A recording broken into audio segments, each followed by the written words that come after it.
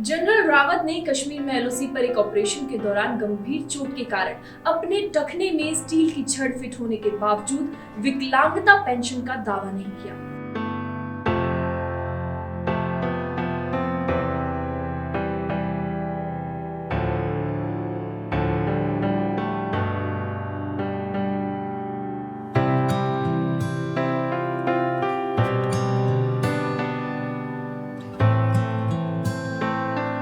देश के पहले chief of defence staff general Bipin Rawat एक तरफ जहां पाकिस्तान से हो रही आतंकवादियों की घुसपैठ और डोकलाम पठार और लद्दाख में आक्रामक हो रही चीनियों के खिलाफ डट कर खड़े हुए, तो दूसरी ओर उन्हें सेना के भीतर भ्रष्टाचार के खिलाफ युद्ध शुरू करने के लिए भी याद किया जाएगा। जनरल रावत अक्सर कहते थे कि भारतीय सेनाएं सम्मान के लिए है, पैसे के लिए नहीं। प्रधानमंत्री नरेंद्र मोदी को जनरल रावत की राष्ट्र के प्रति अडिग प्रतिबद्धता के बारे में पता था और इसलिए उनका हर शब्द सरकार बहुत गंभीरता से लेती। घटिया निर्माण पर पहली बार सीबीआई जांच को कहा। भारत के पहले चीफ ऑफ डिफेंस स्टाफ के रूप में उन्होंने सेना को कहा कि वह मेरठ में विवाहित आवास परियोजना और दिल्ली में सलारिया ऑफिसर्स एनक्लेव के निर्माण में सैन्य इंजीनियरिंग सेवाओं के कथित भ्रष्टाचार की जांच सीबीआई से कराए।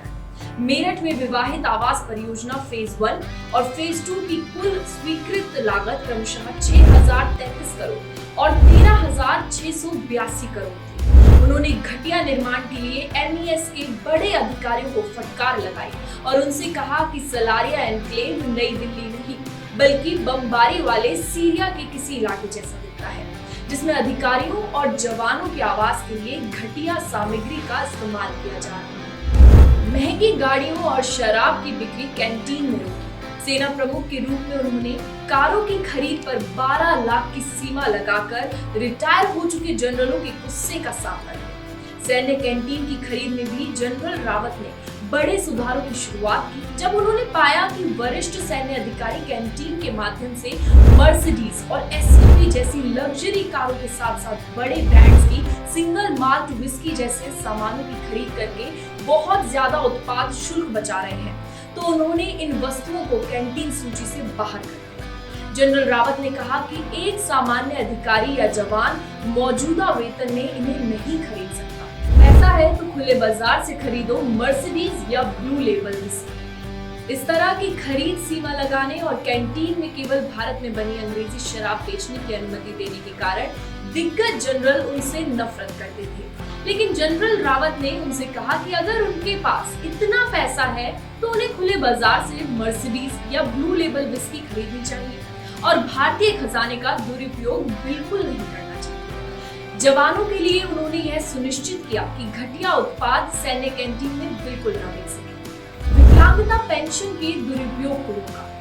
एक अन्य क्षेत्र जहां उन्होंने अपने खुद के जनरलों के खिलाफ लड़ाई लड़ी वह था विशेष रूप से तीनों सेवाओं के वरिष्ठ अधिकारियों द्वारा विकलांगता पेंशन का दुरुपयोग करना। तत्कालीन रक्षा मंत्री निर्मला सीतारमण को इस बारे में जनरल रावत ने जानकारी दी। जनरल रावत ने पाया कि वरिष्ठ अधिकारी सेवानिवृत्ति से पहले अपनी चिकित्सा श्रेणी को जानबूझकर घटा रहे थे, लेकिन केवल अपने और अपने बच्चों के लिए विकलांगता लाभ हासिल किया जा सके बल्कि कर मुक्त पेंशन भी मिल सके। उन्होंने पाया कि कई मामलों में एक जनरल या एक एयर मार्शल या एक एडमिरल को विकलांगता पेंशन के रास्ते का उपयोग करके अपने वेतन से अधिक पेंशन मिल रही थी, जबकि ये व्यवस्था युद्ध या विद्रोह में अपने अंग खो चुके वास्तविक विकलांगों को मदद के लिए थी। खुद नहीं ली विकलांगता पेंशन, वो पूरी तरह से विकलांगता पेंशन के दुरुपयोग के खिलाफ थे। शायद यही कारण है कि जनरल रावत ने कश्मीर में नियंत्रण रेखा पर एक मिलिट्री ऑपरेशन के दौरान गंभीर चोट के कारण अपने टखने के अंदर स्टील की छड़ लगाने के बावजूद कभी भी विकलांगता पेंशन का दावा नहीं किया।